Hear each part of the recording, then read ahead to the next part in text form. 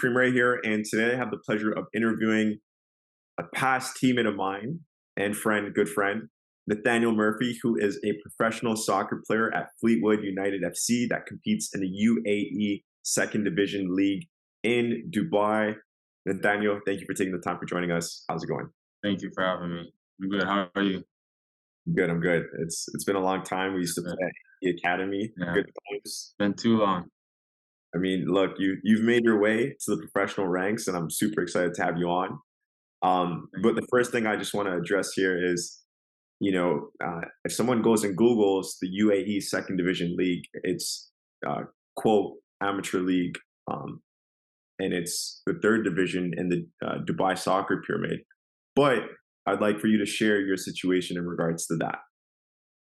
Yeah, yeah. So you are right. If the viewers did have a look on Wikipedia, it does say Division Division 2 Amateur League. But me and a couple other players on my team have different contracts, and also a couple players on other teams have different contracts. So not really considered amateurs, but it is an amateur league. Understood. So you are a professional soccer player based off your contract.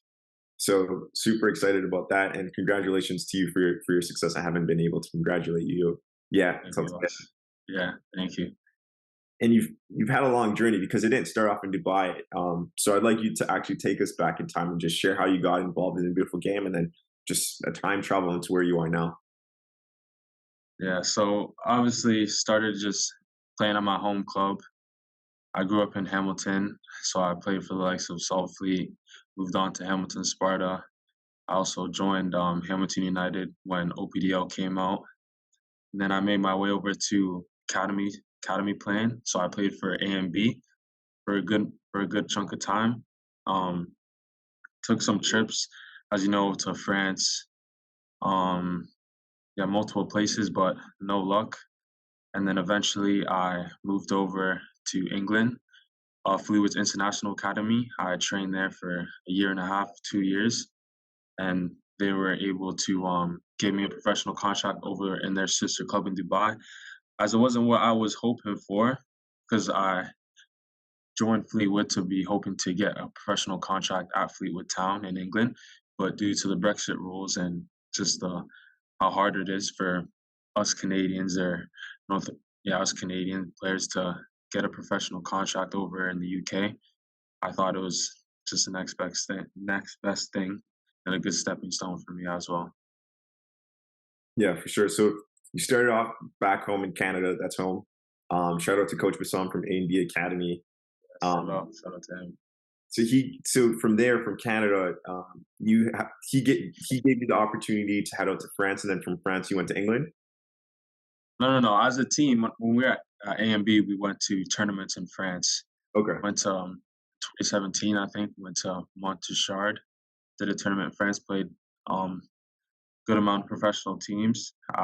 If I didn't play so well, so I didn't get picked up. But at A and B, I had multiple opportunities. As you said, you shouted out Bassam. Bassam gave me multiple opportunities to showcase myself in Europe, but just nothing worked out for me. So I decided to leave A and B and go to England at the Fleetwood International Academy. Got it. So, what would you say? What are some things that you took away from some learnings that you took away from France? France, that was actually a massive eye opener. Mm, I did not play well at all.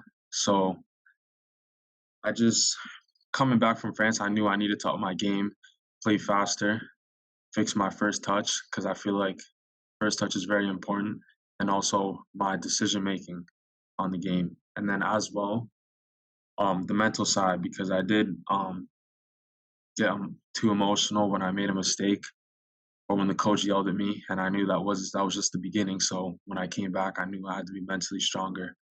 That was probably one of the most important things because it's helped me so much in today's game as well. Yeah, got it. And then from France, you went down to England, right? yeah, basically, yeah. So, what would you say the difference? Because I've played both in France and England. What would you say the difference was between France and England, playing wise?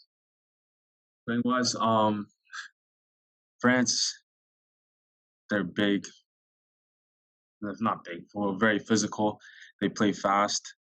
England is too in certain leagues, but at Fleetwood Town, I feel it was more technical and they just moved the ball really quick. So I feel like that was probably one of the main difference there. Yeah. What about like talk about playing conditions and the difference in England versus France? Yeah, so France, it was good weather. I like the weather there. It was hot. In England, you gotta get used to the cold, the rainy days. It's hard to get used to, but when you do, it's good. I actually enjoy that more now than playing in hot weathers. Oh wow. And Yeah. you guys, you when you played in England, did you play on turf a lot, or did you play on a lot of muddy fields? No, we actually mixed it up. We did play on turf at the start, but a lot of games were on grass, and then they'd wet the field before, or it started raining, so it'd be a lot of muddy fields, us sliding around each side and that. So it was pretty good. Yeah, yeah, yeah. And then from England, you got the opportunity to go to Dubai. Yeah, I also while at Fleetwood International Academy, they gave me a trial in Portugal. Um, I actually can't think of the team name off the top of my head. It was a week trial. That was a completely different football as well, and nothing came from it. But then a couple months after, they gave me a contract to go to Dubai. Yeah, just share how that opportunity came about. Was it just one game they seen you at, or was it consistent games that you've played that, how did the whole opportunity come together? Could you just share a little bit more about that? So it was over consistent games because I was there for quite like a couple months at least, and I was playing consistently good. And they also have connections over in that team in Portugal, so they sent me and another player over there to test our luck. Fortunately, nothing happened, but yeah, it was over a few games of me playing consistently good. Yeah, what was your reaction when you heard that you were getting the opportunity to head over to Dubai? I was happy. I was happy. Obviously, it was my first professional contract, and that's what I've been striving for since I was a kid. Obviously, I never thought it would be in Dubai. Like I'd always be talking about going to Dubai, but it was never to play footy. But obviously, I have to be grateful for everything that I have and I was given. So just have to just make just use it as just not just play as good as I can, obviously, to try and get out of Dubai because that is my end goal. Yeah, for sure. And playing in Dubai is an extremely different experience. It's super hot versus in England where it's always cold and Extremely raining. hot. How have you Extremely adapted hot. to the weather? So yeah, so obviously the first month is very hard to get into, especially when you're in preseason. There was multiple trainings where I've thrown up just because of the heat and how much we're running. But then when you get in season, you feel a lot fitter. And most of the times, if not like all the time, we're training really early in the morning, 7:30, 8 in the morning. So it's not as hot. And most of our games are when it cools down a bit. So it's a lot better. But getting used to is crazy. It's very hard. Yeah, for sure. So what's changed for you once you signed your first professional soccer contract? Nothing really, to be fair. Um, I don't feel as like professional yet. Do you get what I mean? For professional for me is like a lot higher than this. So nothing's changed for me yet. Just still the same old me, just trying to work as hard as I can to keep pushing further. Definitely. For sure. What what is your goal to reach the next level, and where do you want that next level to be? So my Fleetwood United has connections over in Ireland in the second division for a team called Waterford. And last season, Waterford came over to Dubai for their preseason, and I was chosen out of some of the other players to play in a game with them. I played really well. Kind of made a name for myself. So that would I'd want that to be my next step after this season, after we get promotion. Um, or also to finally get a call up from Team Canada, as I've been waiting for them to call me up, but time will come. Yeah, for sure. Hopefully soon. Fingers crossed. Hopefully Um, soon. Yeah. I'm noticing a bit more players heading out to Dubai for opportunities. I know Diego. I'm forgetting his last name right now, but also another big social media guy like Diego Sokil Bar. He's created a big social media following, 200,000 plus Instagram followers. And he's big on TikTok and YouTube. He's played out in Dubai as well. What are your thoughts on Canadians getting opportunity to play out in Dubai, especially yourself? You're the third person I know. Um, it's a little bit of a trend for Canadians now. Do you think it's a good opportunity for Canadians to come out to Dubai, or should they just focus on the CPL? I think you should always have your options open. Hmm. I had CPL in my mind, but I didn't know um any connections to get there. And Dubai was the only like solid option I had. And when people think about Dubai, obviously I thought about this as well. Like, why would I want to go play footy over there? The level isn't gonna be that good.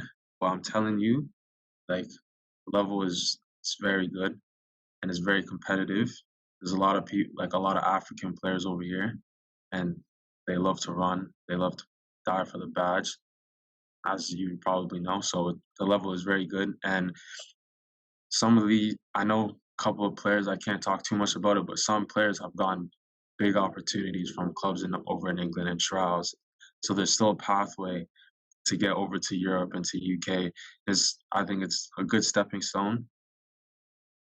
Yeah, a good stepping stone to come over to Dubai, depending on if you're on the right team or just getting a professional contract anyways, because it's very hard to get a contract in England or UK straight away due to the Brexit rules. But I think the CPL and Dubai is very good, Yeah, for sure. both equally as good. We've traveled to a few places, to a few same places, England and France. I could speak to. Um, Living conditions are not always the best. I'm not too sure about yours. My personal experience, France was pretty good. England was not too good. I'm assuming Dubai is nice, but what about for you? Traveling to England and France and now being in Dubai, how were the different living experiences for you?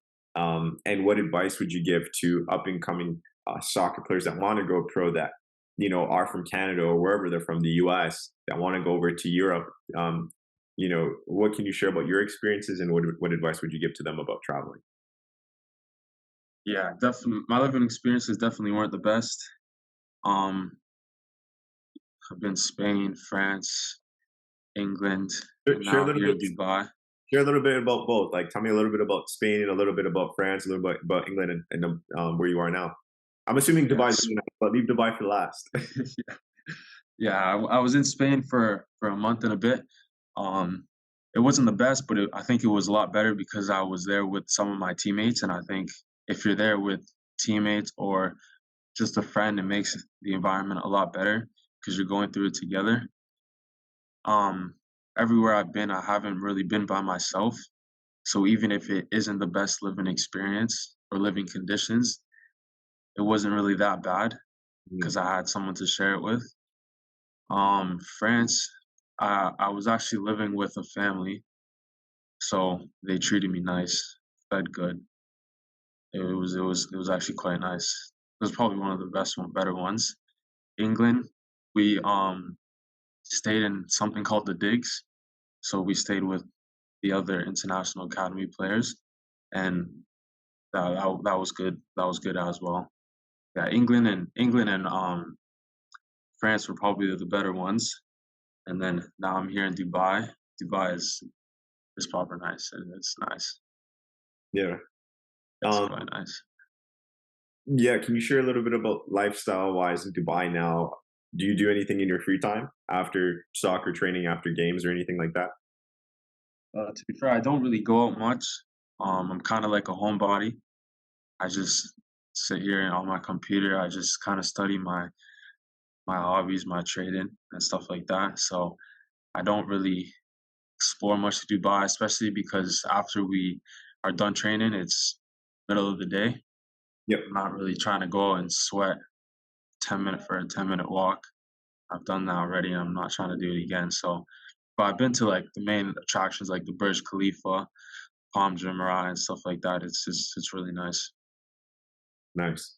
What about tapping into on the field? Um, what's the training schedule look like? How many times you guys train? How many times you guys have games for each month? So we train 4 times. Well, this week we have 4 training days a week. 4 training days for this week. Um, 2 in the morning, 2 at night, like 5, 6 kick, 5, 6 start. And then normally 4 games a month, so one each weekend. They're normally on either Friday, Saturday, or Sunday. This game this week is on a Saturday, kickoff at 6. So yeah, but normally we train minimum 3, if not 4 days a week in league at least. Got it. Would you say one of the things that I've learned, the last team I played for was Naples United FC in the NPSL League Division 4 in the US, uh, it's sanctioned semi-pro. Um, I noticed that it was about training hard but effective and recovering smart. So have you realized that too? Because I remember growing up, it was like coaches were always like telling us like work hard, work hard, work hard. But like even like Philippe Edmonds, from A&D, he was just saying like, yeah, you work hard, but you gotta make sure you're taking your breaks and you're resting and you're recovering. Um, but you're working hard and effective at the same time, smartly. You're scheduling these things in, and you're not killing yourself, right? So Not killing yourself, yeah. would you say it's the same for you? Leveling up in your ranks and becoming a pro. Would you say that same thing applies to you, or it's a bit different for you? Yeah, no, I agree. I don't think the point is to kill yourself in trainings, because then we're obviously playing to play on the weekend. So we want to work hard. Obviously, we're not slacking off, not ball watching. But you obviously don't want to kill yourself in training and um, given potential of you injuring yourself because you're just going 100% every day. And I know there's like, if some people think if you're not going 100%, that you're not working hard, quote unquote. But you also, like you said, you have to work smart because we're training to play, we're training to win the league, to get it. So we want to be as fit and as ready for the game come on Saturday. Yeah, for sure. So yeah, I do agree. What what things have you learned or applied now that you never used to apply back 2 years ago, 3 years ago, that you do now? Definitely, the mental part of the game. I feel like you really need to be mentally strong, especially in this type of, not even in life in general. There's gonna be a lot of ups and downs, and when you're down, you're just gonna have a lot of negative thoughts in your head, saying, especially if you're away from home, saying you want to go home, you just don't want to play no more. Like last season, I was in a really bad mental space, and it was especially when I was playing bad, it was really hard. But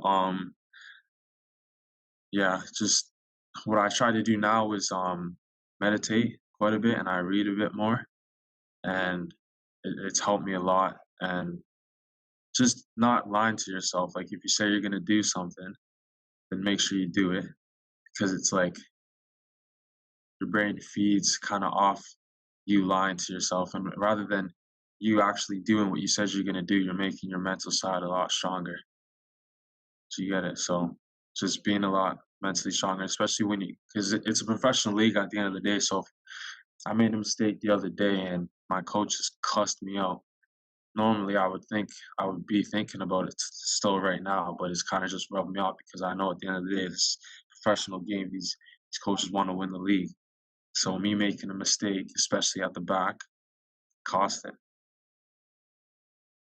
Yeah, So for sure. yeah, So, how long does it take for you to get over a mistake now? Couple minutes at most, like probably like 10 minutes. Like I'll think of this if I'm when I'm playing a game, it'll just rub off. Like I won't think about it, but then after the game, I'll think about it for a bit and I'll just forget about it. And move on. Yeah, Yeah, for sure. yeah, That's a great point because I'm just thinking about it now. Like you kind of think about that mistake for a while. yeah, Yeah, yeah. I remember I those. remember I remember actually in France on the tournament with Bassam. I forget who we was playing, but we was playing a pro like some France professional club, and we was losing obviously, and the, they scored, but I could have like probably saved it off the line after the game, but Sam just rinsed me. And I remember just like holding in tears, bro. Like it was hard. And I would I just no, it was so hard. Cause obviously like I care a lot about the game and like just hit me hard. And I remember just calling my parents after, just giving it to them, saying I don't want to be here. I don't want to play football no more. And actually like when I came back from France, like I didn't even want to play football. Like I was in like the biggest stump of my life. Wow. Yeah, it was crazy, bro. It was crazy. So, what advice would you give to players about, if they reach that ending point? How'd you bounce back? Um, talk talk to people that care about you, that love you. My parents um really helped me during that time. Just reminded me that I can't give up. Like how much because like I've wanted to be a professional since I was a kid, and at that point in time, I wasn't a professional yet. So they was just telling me. So it was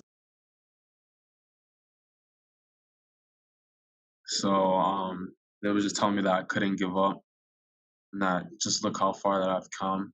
And also my trainer, shout out to Sly in Mississauga back home. He helped me a lot on my mental game.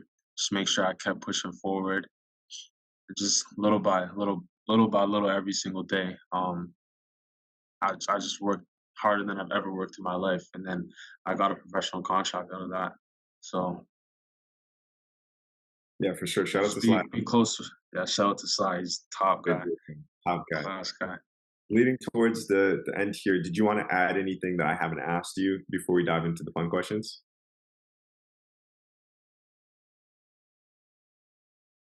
No, not really. No. Okay. All right. So I have a few fun questions. They're speed questions. So you got to answer them fast. Okay. Do you watch the MLS? Not necessarily, no. No. Okay. Do you have an MLS team? Do you have a favorite MLS team? I'd have to go for TFC, no? Okay, I hear that. A lot of people are going international. What about what's your favorite European football league team? Favorite. Sorry, what is your favorite European football league to watch? European Football League. Prem. Who's your favorite team in the Prem? Chelsea. Actually, no. Can I change my answer? Yeah, Um, League One. League One. What's your favorite team in League One? Blackpool. I don't even know that club. You not? Blackpool is crazy. No, kid, I'll just go Chelsea then. I know Chelsea. Honestly, bro, I honestly don't Nah. really watch soccer like that. Oh, do you not? I Nah, just if you ever work. go, yes, you're a worker guy, I see. But if you ever go England, not if you ever go England, but if you go like Fleetwood around there, go to a Blackpool game, bro. The atmosphere is crazy. Yeah, It's like Prem, like it's crazy. But yeah, I'll just go Chelsea. we're gonna have to go to a game together, man. Yeah, 100. Um, what's your favorite sport to watch other than soccer? Boxing. Okay. Who is your go-to music artist? Sleepy Hollow. What's your favorite track by them? Damn. Pain Talk. Feet Low TJ. What's your favorite food to eat? Pancakes. What about like food? Like, but that's a dessert. Oh. Okay. chicken Alfredo. That's not even true, but whatever. Last two. What is your favorite activity? Trading. Trading? Trading. Like forex trading. Forex trading. Okay. Or spending time with my girl, actually, because if she sees this and says that and say that, she'll be mad. And the last one, Messi or Ronaldo? Ronaldo. But I think Messi's better. So I both. just like Ronaldo's like mentality towards the game. Okay, got it. All right. Well, Nathaniel, before we go, I'd like to thank you for taking the time for joining me on the One Soccer Nation podcast today. Thank you for having me, bro. Thank you.